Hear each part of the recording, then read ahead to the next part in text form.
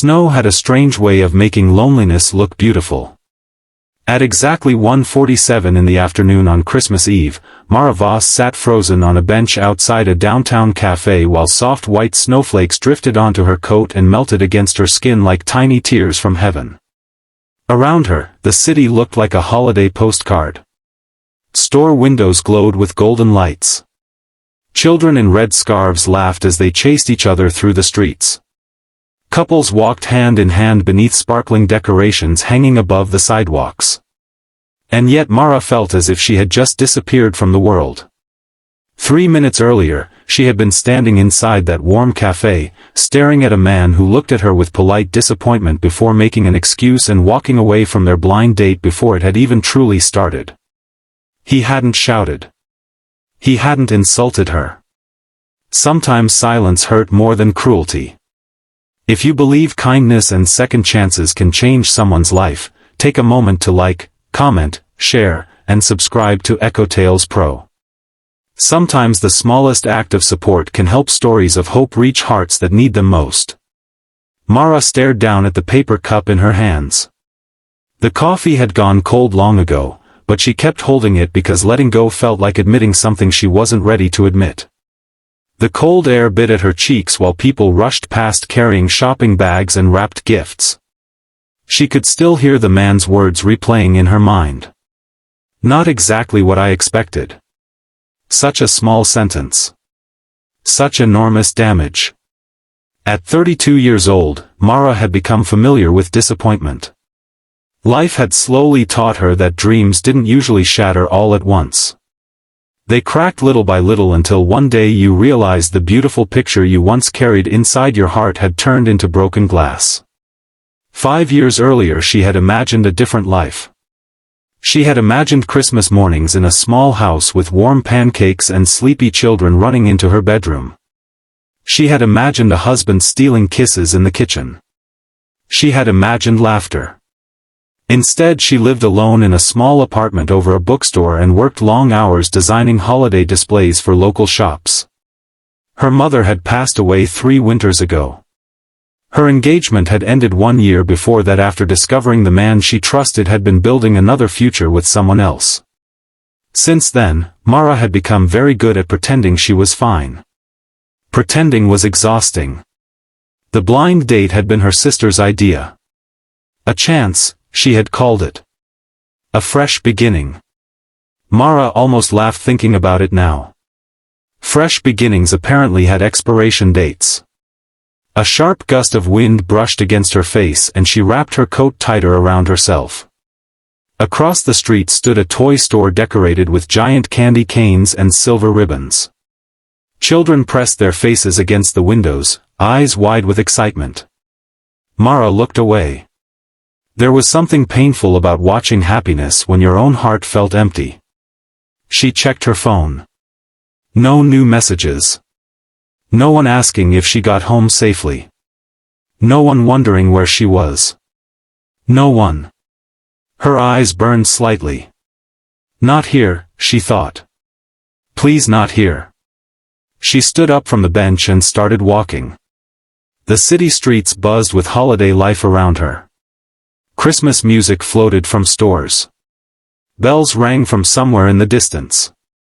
The smell of cinnamon and roasted chestnuts drifted through the air. Everything felt bright. Everything except her. Without realizing where she was going, Mara wandered toward the public Christmas market in the center of town. Large pine trees wrapped in lights stood around an enormous Christmas tree that stretched high into the sky. People filled every corner. Families. Friends. Couples. The world seemed full of people who belonged somewhere. Mara felt like someone standing outside a window looking in. She stopped beside a small booth selling handmade ornaments. Tiny glass stars reflected the lights around them. One ornament caught her eye. It was simple. A little wooden house covered in snow with the words "Home is Love" carved into the front. Something twisted painfully in her chest. Home. She wasn't sure what that word meant anymore. As she reached toward the ornament, movement suddenly collided with her side. A tiny figure crashed into her legs. Oh! Mara looked down. A little girl no older than 6 stared up at her with wide eyes beneath a pink winter hat. Golden curls escaped from under the hat and snowflakes clung to her eyelashes. For a second neither moved. Then the child smiled. Not a polite smile. Not a careful smile. The kind of smile only children had, the kind that carried absolute trust before the world taught them otherwise. "I'm sorry," the little girl said quickly. Mara's sadness softened slightly. "It's okay." The child kept staring at her. Actually staring. Not the way adults did. Adults looked through people. Children looked into them. The little girl tilted her head curiously. "You look sad."